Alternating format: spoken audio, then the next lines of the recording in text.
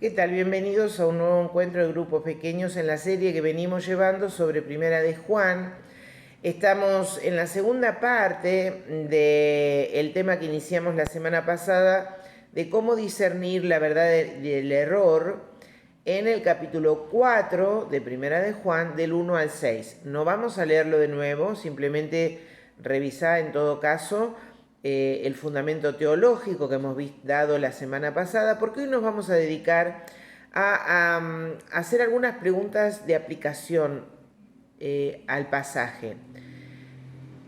Recordemos que el espíritu de anticristo que había en época de Juan era el movimiento gnóstico, y esos eran los falsos profetas y maestros que hablaban de que Jesús no vino en carne. Vamos a hacernos dos preguntas. Si el movimiento gnóstico no es la amenaza que hoy tiene la iglesia, ¿cuál es? La amenaza de hoy. Y si el problema de la iglesia de hoy no es que no se cree que Cristo haya venido en carne, entonces, ¿cuál es la amenaza que hoy tiene la iglesia en este tiempo? Recordemos que inicia el capítulo 4 desafiándonos a probar los espíritus para ver si son de Dios.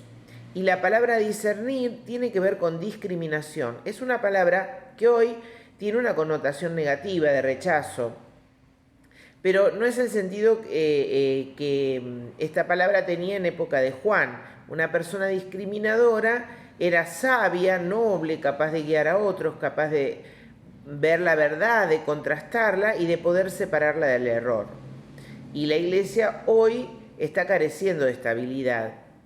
Estamos muy acostumbrados a tener enseñanzas servidas que no nos fuerzan a una búsqueda de la verdad.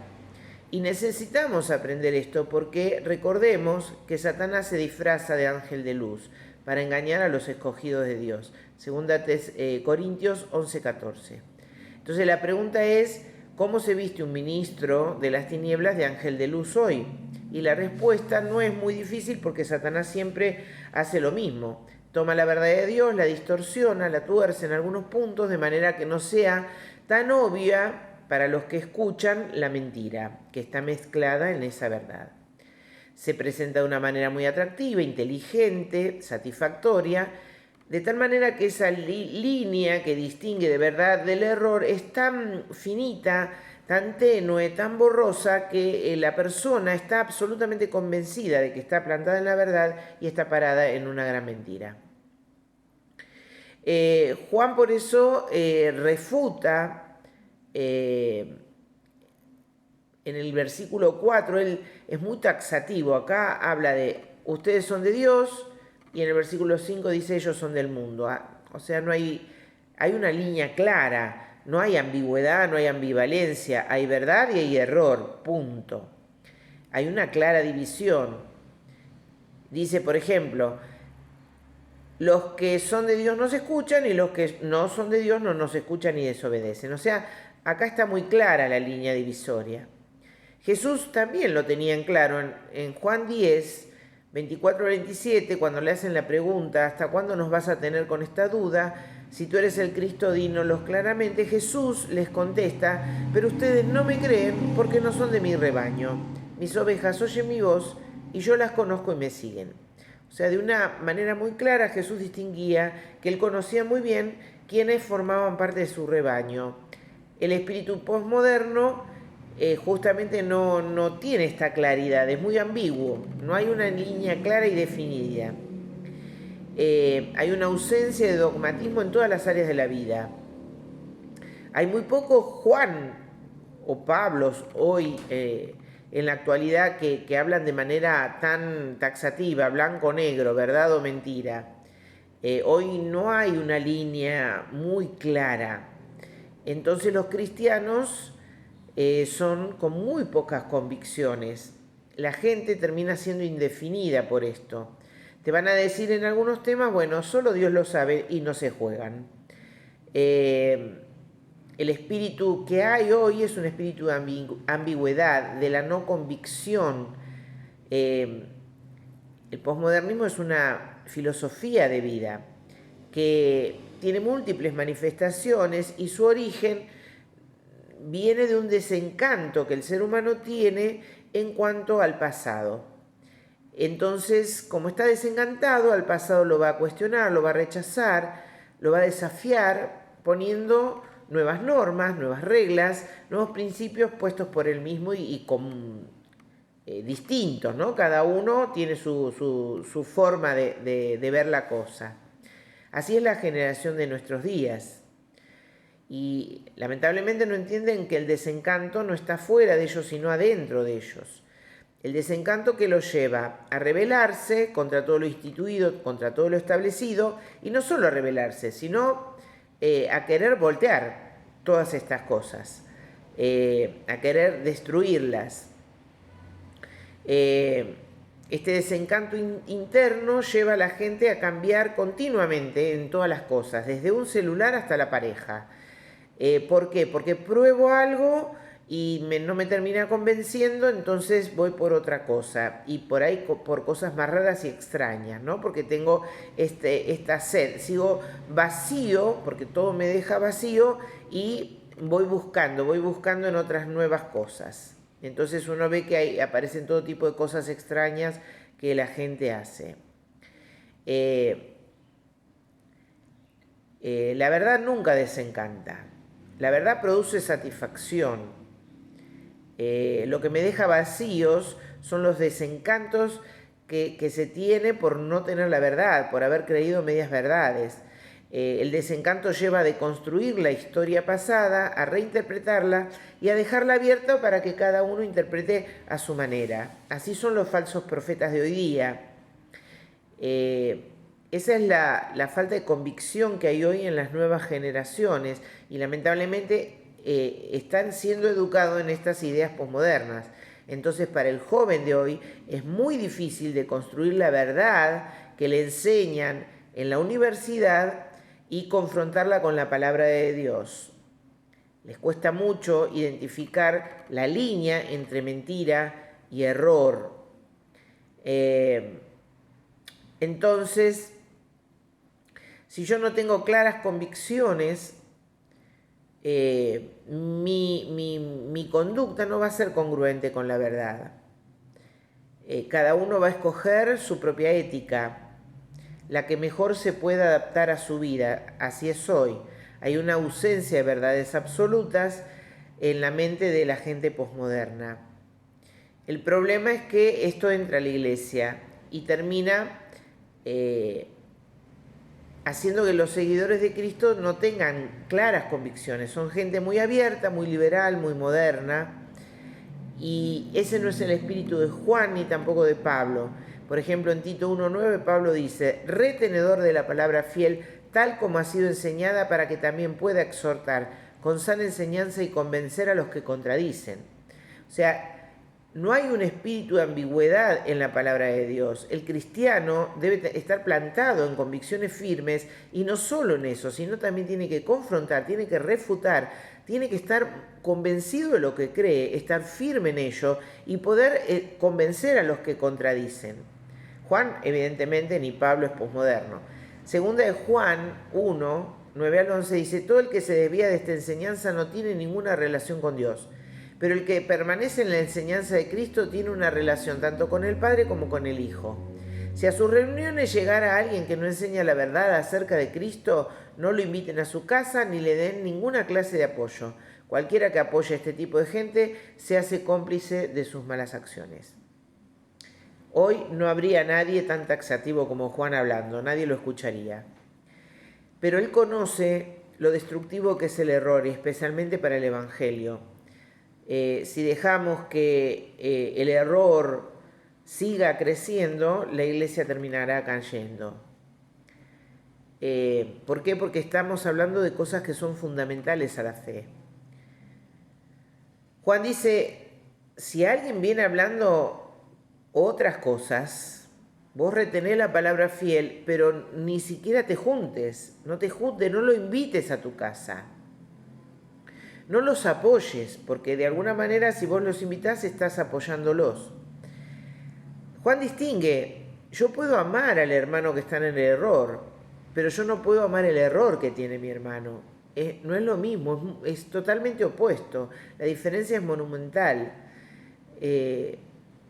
Si amo a mi hermano y lo veo en el error, lo voy a corregir, lo voy a confrontar con la verdad, voy a llamar las cosas por su nombre.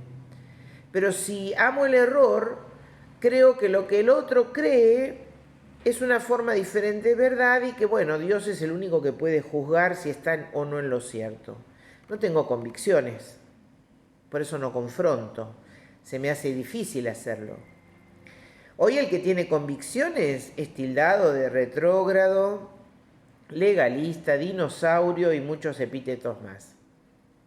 La gente legalista en realidad se opone sin amor a los que no piensan igual que ellos, pero un cristiano con convicciones no es un legalista, justamente es un cristiano con convicción, firme, clara y sostenida. Un cristiano que no puede diferenciar verdad del error no es un legalista. El legalista es aquel que tiene una actitud de corazón que critica y condena a los que no piensan de la misma manera que él. Un cristiano legalista no tiene gracia ni hacia sí mismo ni hacia los demás. Es una actitud de corazón que vive distraído por lo trivial del evangelio y no por lo fundamental. Así eran los fariseos. Jesús dice, colaban el mosquito y se tragaban el camello. Mateo 23, 24 al 26. La verdad del Evangelio no puede ser diluida. Y el problema es que las nuevas generaciones tienen una mentalidad tan ambigua que diluyen el Evangelio. Ahora, el cristiano que es maduro sabe amar a los que piensan diferente a él, pero también sabe desaprobarlo sin condenarlo a la persona. Y eso es sabiduría, eso es madurez. Puedo servir al otro que no piensa igual a mí, aunque yo no comparto lo que él está creyendo. Pero hay situaciones en las que vamos a tener que hacer como Jesús. Jesús, cuando se encontró con el joven rico, lo invitó a un cambio de posición, a cambiar, parándose en la verdad, y él no estuvo dispuesto. Y cuando él no estuvo dispuesto, Jesús lo dejó ir. Juan no tiene ambigüedades. Si no tienes al Hijo de Dios, no tienes la vida. Si no estás en la luz, estás en las tinieblas. Si no amas al hermano, no conociste a Dios. Juan es muy taxativo. ¿Es claro o es oscuro? Si hoy Juan predicara, le dirían que es un legalista. En 2 Tesalonicenses 3:6, Pablo también dice, y ahora, amados hermanos, les damos el siguiente mandato en el nombre de nuestro Señor Jesucristo. Aléjense de todos los creyentes que llevan vidas ociosas y que no siguen la tradición que recibieron de nosotros. Pablo está diciendo, y Juan, la doctrina es muy importante. Yo no me puedo juntar con los que están en el error. Tenían una posición muy firme. ¿Es esto o es aquello? ¿Es verdad o es error? Yo no puedo tener comunión con gente que cree cosas diferentes. Jesús confrontaba continuamente a los fariseos porque ellos estaban en el error. Sin embargo, a la mujer pescada en adulterio le perdonaba porque ella estaba en el error, pero su error no era doctrinal, era un error en cuanto a un pecado, a una conducta de su vida. Y así debemos entender nosotros. Tenemos que saber distinguir la línea divisoria entre lo aceptable y lo condenable. No es difícil pasar de la verdad al error, es muy fácil. El libro de Proverbios se escribió justamente para que nosotros desarrollemos sabiduría, para que podamos discernir. La sabiduría nos va a permitir saber hablar o saber callar cuando alguien necio está en el error. Hay veces que vamos a tener que hablar y hay veces que vamos a tener que callar. Eso es de sabios. La sabiduría es, por eso fíjate en Proverbios 23, 4 al 6. La vida de sabiduría no es una vida de reglas o principios. Dice el versículo 4 de Primera de Juan 4, porque el Espíritu que vive en ustedes es más poderoso que el Espíritu que vive en el mundo. El Espíritu Santo en nosotros ilumina nuestra mente, nos da conciencia, ilumina la palabra para que podamos discernir y volvernos sabios y no tropezar. Cada cristiano puede discernir y puede tomar decisiones sabias porque tiene la palabra y el Espíritu, las dos cosas necesarias para poder tener discernimiento. Ahora, no todos tienen la misma capacidad de discernimiento. ¿Por qué? Porque no todos conocen en profundidad la palabra de Dios y porque no todos son llenos del Espíritu Santo. ¿Por qué? Porque no intentan, porque no desarrollan, no trabajan su vida de relación con la palabra y con el Espíritu Santo. Pero si cada uno trabaja, todos deberíamos tener altos grados de discernimiento y de sabiduría. Porque el discernimiento depende de estas cosas para iluminar nuestra mente y hacernos distinguir la verdad del error. Si querés tener esta habilidad, nunca la vas a tener aprendiendo reglas o una lista de lo prohibido y lo permitido. Solamente cuando vos desarrollás sabiduría, al conocer la palabra y a ser lleno del Espíritu Santo. Esas son las dos cosas que necesitas y no hay otra manera de tener discernimiento. Dice el versículo 5, esas personas pertenecen a este mundo, por eso hablan desde el punto de vista del mundo y el mundo les presta atención. Sabemos cómo habla el mundo habla con carnalidad. Y son las sutilezas que caracterizan las falsedades de hoy que no sabemos distinguir lo que habla el mundo. Esta es la falsedad que debemos identificar y destruir. Los falsos maestros de hoy son los ambiguos, los que no quieren tomar posiciones y son súper abiertos. No se juegan, no tienen convicciones firmes. Por eso, hoy si cuestionás algo, la persona se termina irritando, porque no pueden ver lo que otros ven, porque no tienen casi convicciones.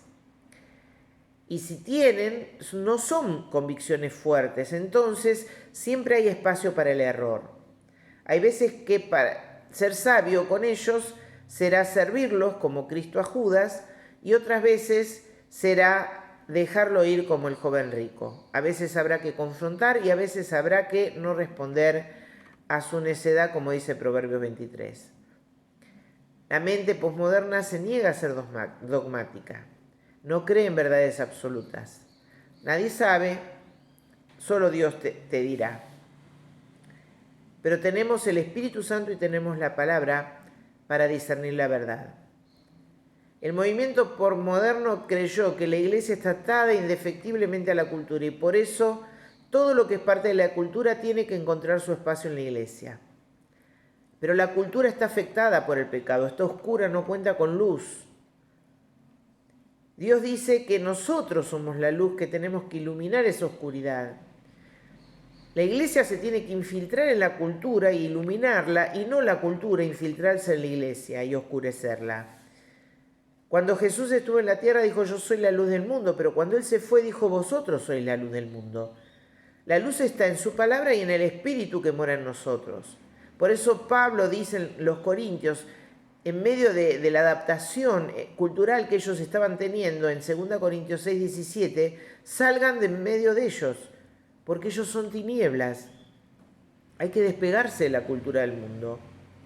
Eso es lo que le dijo a Moisés cuando sacó al pueblo de Egipto. El problema fue que Egipto nunca se fue del corazón del pueblo. La cultura de Egipto, las costumbres de Egipto, la vida de Egipto quedó impregnada y nunca se despojaron de ella.